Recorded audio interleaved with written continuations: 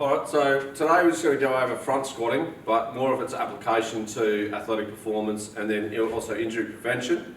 So Bridget's going to demonstrate a front squat in shoes on a flat surface, and then we're going to show you what happens when you elevate your heels in terms of what happens with bar position, and hopefully the strain on the spine somewhat reducing. So I'm going to show you a front squat in this position. So we use front squats because they load through the anterior part or the front part of your body, especially your core, really nicely. So when we're getting down to this point here, coming up, so what you want to see is the end of the bar here being as close as possible over the ankle joint, so the big bone in your ankle as possible, so once it comes up, that maintains. If it goes out to the front, then what happens is your strain is all placed on the lower back, especially through the mid part of the lift. And so that's not what you want, especially if you've got an athlete that's had a back injury before. So in that, the bar position is a little forward. So if you put an athlete on a really slight wedge, so this is about an inch higher, so it replicates an Olympic weightlifting shoe. So it's a good test to see what might happen if they go and buy another pair of Olympic weightlifting shoes, if that's what they want to do. So then if you're going to front squat now, the base of your heel wants to be right on top of the wedge. So then up from there, and you can probably see the position changes. She can shift her knees a little further forward, which does place more stress on the knees, but the bar position's right over her ankle joint or ankle bone now, and her position of her spine stays neutral the whole lift, which is really important. So that's just some of the things that we look at from an athlete development point of view. We look at that from an athlete development point of view when we're coaching someone, and if you're a PT looking at this, then that's something that's really useful to know.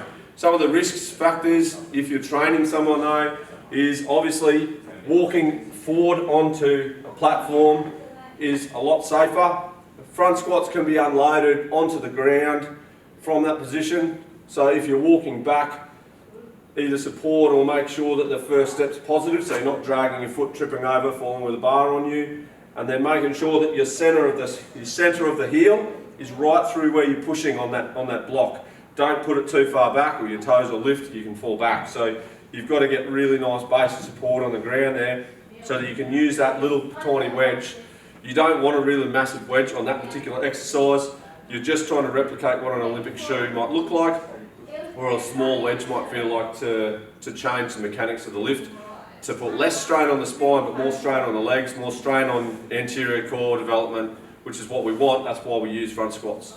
Alright, so this is a goblet squat, so we use these as almost like a preparation exercise for going into a barbell squat. So our sort of method of madness is to try and get someone to do 2 to 4 sets of 10 repetitions with at least 15 to 20 kilos, which is a barbell weight, before we get them to do barbell squats, demonstrating load carriage. So we're 22.5 kilos here, and Bridget's going to go down into the depth that she feels is most appropriate for her, and then drive out of that. What this is great about this exercise, you're going to do 3 of these, and you can see here the spine stays neutral, so there's no loss of spinal integrity in this particular position.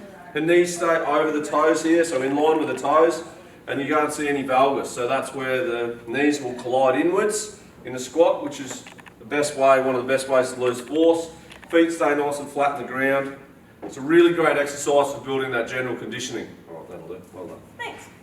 So they're great in terms of non-barbell exercise, because a barbell exercise makes things a little bit more complicated. In this position here or in this position, you need slightly more thoracic mobility in a barbell loaded squat, because the bar has to stay up here to do that. You need slightly more extension through your thoracic. So for your athletes that don't have the greatest in terms of thoracic extension and they want to extend through lumbar, the goblet squat puts them in their favourable position.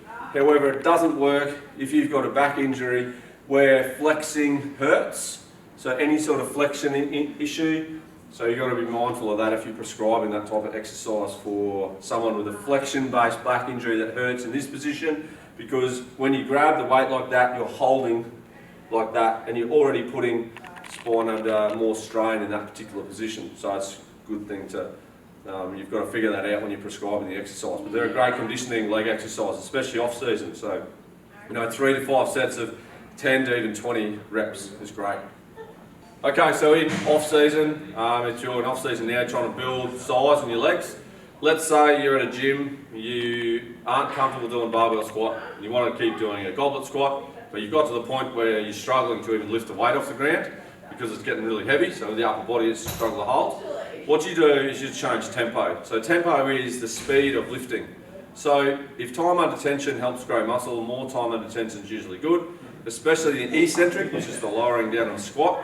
So what we're going to do here is we're going to do 5-second eccentric lowers and 3-second concentric raises. We're going to do 5 reps of those. So it's 8 seconds of repetition. So essentially we're going to look at squatting for 40 seconds with this much weight. Just that type of contraction speed and loading through legs will work really hard compared to even a 30 kilo weight but done for 12 reps but at like a 1-1-1 pace where you're going 1 second down, 1 second up. So let's try that. So Bridget can squat about 35 kilos as a goblet squat, which is really good, like it's a solid amount of weight to do. This is 22, we're going to go 5, down, stop, then drive for 3, 2, 1, good. And then straight back down into it, 2, 3, 4, 5, then up, 2, 3, good. And then down again. So we're just working on form, consistency of technique I'll look at, spine staying neutral. It's also a lot of loading through the trunk stabilisers. So trunk stabilisers work in a pattern to actually stabilise your spine. They don't want to move in great directions or great lengths. That's what your legs are for in terms of pushing and holding and controlling. So you can see there that that gets heart rate elevated. So the way we grow muscle is mechanical stress and metabolic stress. So that gets your heart rate elevated, which Bridget will attest to. And it also gets mechanical stress because by the time you're doing 3 or 4 or 5, the equation is it's like you've done 8 or 9 at your heavier weight. You've taken less load, so you've got less strain on your elbows and your wrists and your shoulders and your upper back. And that's a consideration for an athlete who's then got to go and maybe do a skill session with their upper body, so you can still grow muscle without necessarily carrying a really big load per repetition. So that's a good way to think in an off season.